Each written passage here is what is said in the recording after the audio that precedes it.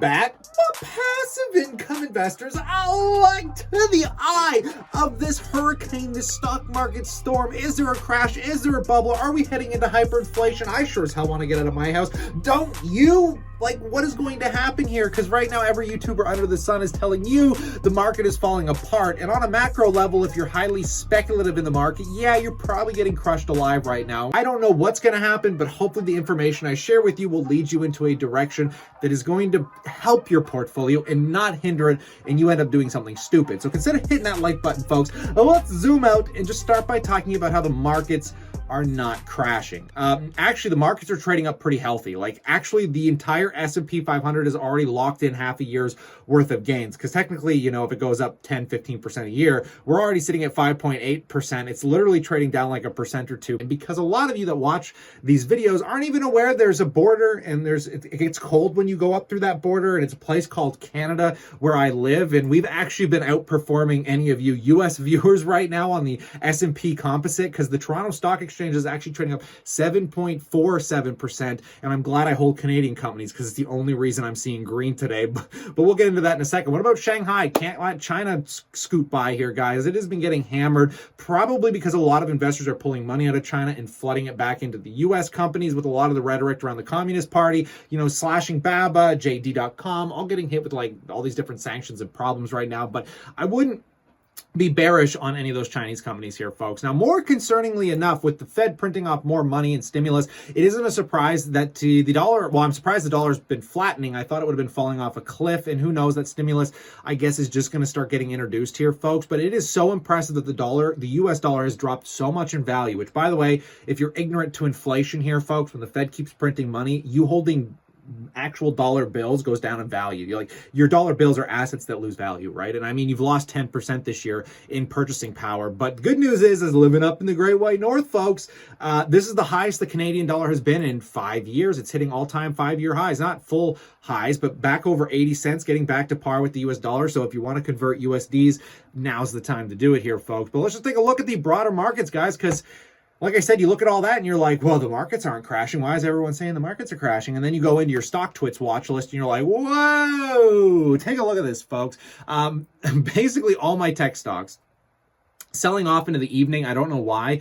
Nobody really knows why. I'm going to try and explain to you some of the theories on why, but let's just take a look at the companies first, because all of my top weighted holdings just getting slaughtered. But more impressively than not, as I scroll down, I had this huge block of green stocks, and sure enough, they were just really off companies that I don't know how they're green. I mean, look at this. We got all our Canadian banks are doing great. MO is trading up over $50, something that I hasn't seen in quite a long while. British American Tobacco, I just recently bought TELUS Communications for like $26 even. Lockheed Martin is just doing great, and I'm really glad that I switched some companies around to buy that one. And then as we scroll down into the speculative aspect of most of my holdings with ARCG, Momentus, I mean, MindMed, everything has been selling off into the evening. Even Bitcoin, I have Bitcoin up here because I also bought more of that. I'll touch base on it in a second here, folks. But I mean, just take a look at this. There is very far and few in between companies that are green when I scroll through my watch list. So if your portfolio is doing okay today, it's because you hold Canadian stocks like I do. I'm very proud of that today because my Canadian stocks have always underperformed until this very moment.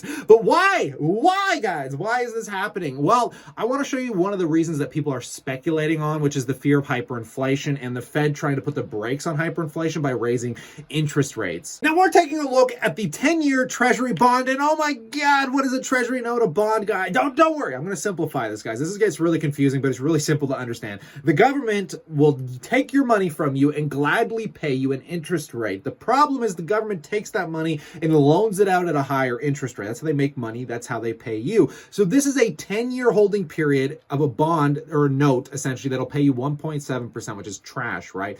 But that's because, you know, interest rates have been going down into this pandemic. And if we zoom out, actually, let's take a look at the 3-year chart on this.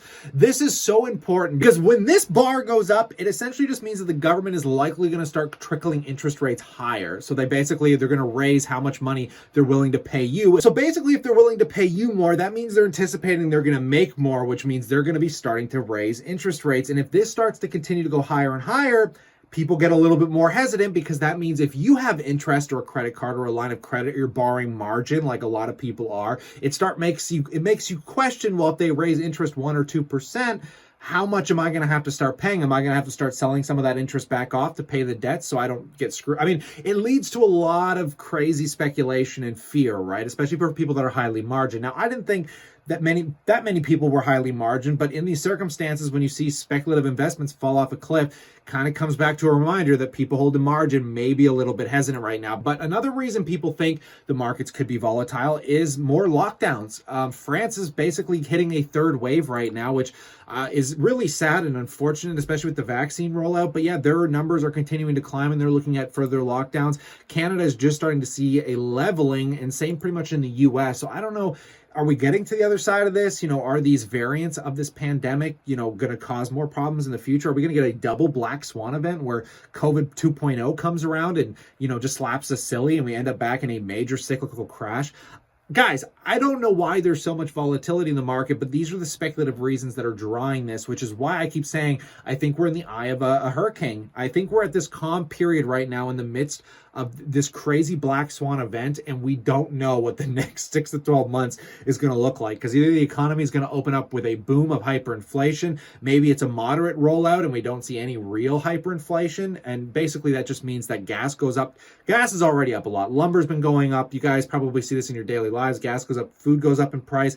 If we all boom out into the economy, is it going to drive gas higher? I mean, there's a lot of questions that come into play here, right? And it's really neat looking at earnings in the midst of this pandemic, because we just got some fiscal earnings for FedEx that just announced, and it is trading up 3% after the earnings post, which is pretty awesome because it was highly expected, right? I mean, everybody's ordering, they're sitting at home. I mean, is this going to change as well? Are people going to keep ordering online, or we're going to continue to see this ramp up and these shipping numbers? Because from year over year, they've seen an increase from 17.5 billion in reported earnings to 21.5 billion in over a year. That is a pretty healthy increase overall. One of the reasons people were slightly concerned is margins have come down, but that could be related to the pandemic and security, and God knows what they're spending that money on. You'll have to do a deeper dive. Nike just posted as well, and I thought they did okay, but they're also getting hit into after hours. This is one of these questionable moments because the entire market's literally sold off at the end of today. And it was really speculative, even though if these companies posted good earnings, would they be able to rally into this sell-off? And sure enough, I mean, FedEx managed to,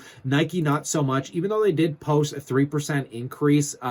Basically, what does it say here? Their third quarter reported revenues were 10.4 billion, up 3% compared to the prior year, down 1% on currency neutral basis, led by China reported revenue growth by about 51%. Now, Nike direct sales were 4 billion, which apparently is up 20% on a reported basis and up 16% on a currency neutral basis, which in the volatility of the currencies, that could be speculatively one of the reasons that they're seeing such an increase in value. Because again, if the US dollar drops and the yen or the Chinese currency goes up, you're converting it for more than you were not that long ago. Like a lot of these things we're talking about all come into play in these earnings. Nike brand's digital sales increased 59%. The American declined 10% due to the supply chain challenges in America, probably highly related to the pandemic. But overall, guys, gross margins increased 130 basis points to 45.6%. Diluted earnings were 90 cents per share. Like, this is really good earnings reports, which I would state to honestly being buying opportunities here, folks. I'm telling you, if tech continues to sell off, I would gladly be picking them up at these levels, because this is not the dot-com bubble. This is not a new era of bubble where these things I think are going to fall off a cliff. And if they do, it is only going to be a buying opportunity followed by record highs, my guess, maybe in a year or two from now. And if it takes longer, 3 to 5 years, I'm not talking about your speculative plays like Tesla or your CCIVs of the world. Because I mean, Tesla and these companies, guys, trading down pretty massively in the volatility of it. Those companies, I can't justify the exact earnings for where the stock will go, but Facebook, Apple, Amazon, they are a little more just today than they've ever been. But I'm going to pass the question off to you guys again. What do you think about the insanity of everything going on right now? Like, there's some just weird whirlwind in the market of capital flowing in and out. And is it related to margin? Is it related to the increase of the bond yields and people terrified of, interest rates going? I mean, there's so much that comes into play here that I'm so glad I've been buying dividend stocks, which is why I'm going to pass the question off to you, because tomorrow I'm going to reveal to you how I've been readjusting my portfolio, scaling down my speculative investments, and increasing my overall yield by buying really awesome Canadian companies, which for once are actually proving to be super powerful in this moment. So really awesome, but stay cool. Well, you're awesome. So yeah, you stay awesome, stay cool, and I look forward to catching you tomorrow.